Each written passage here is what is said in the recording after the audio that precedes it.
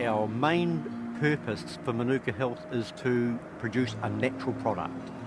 And you can see today where we've got massive Manuka, it's concentrated, there's nothing else here, and that is what we aim to do. I am the General Manager for their beekeeping arm in the Wairarapa. My background in beekeeping, it is 37 years, and it feels like it's about 2. I actually love it. It's a passion.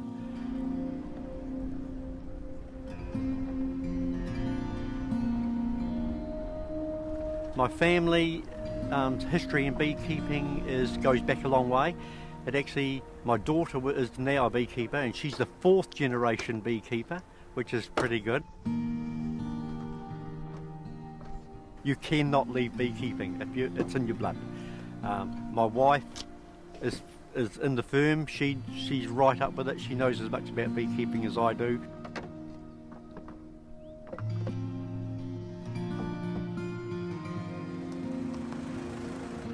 The thing that a lot of people are very interested in is the fact that we actually produce Manuka honey out here where it is isolated and not in areas where there are pockets of Manuka and other pockets of clover or other alternative floral sources.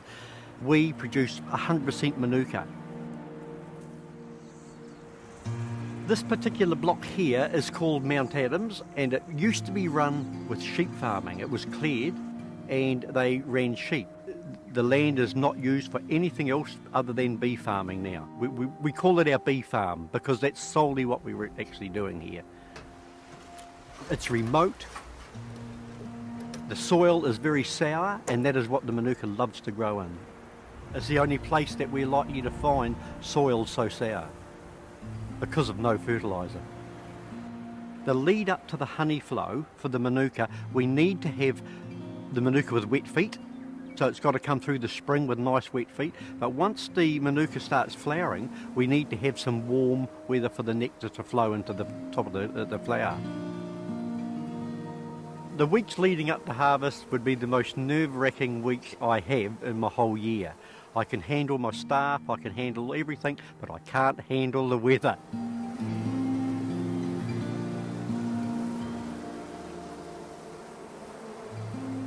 We spend that whole year preparing for this little period of time, and if that doesn't pan out too well, we're not very happy chappies.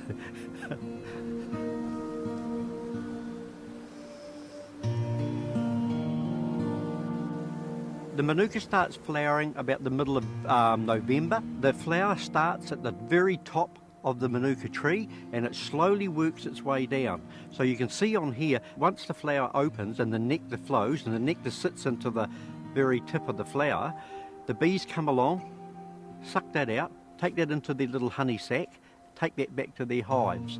As soon as that flower drops off because it's had it, what will happen is the Manuka flower, you can see here, all the little buds will continue opening, going down the Manuka tree for the next 6 weeks. Then it leaves a seed pod to drop, which actually creates a lot more regrowth for us here in the bush. That's why we're so thick. The regrowth over here, over the years, has just been fantastic. The visitors' reactions when they come out here are amazing. We had a lady and a man from Malaysia, and I brought them out here for a day. We had a hell of a good day, and they loved seeing the wildness. They'd never ever understood that there was anything like this. And to come out to New Zealand's clean, green, natural forest, you know, we felt good because we feel good about being here, but for them to come out and have a look at where we produce our product, it's really enthusiastic, yeah. That motivates us.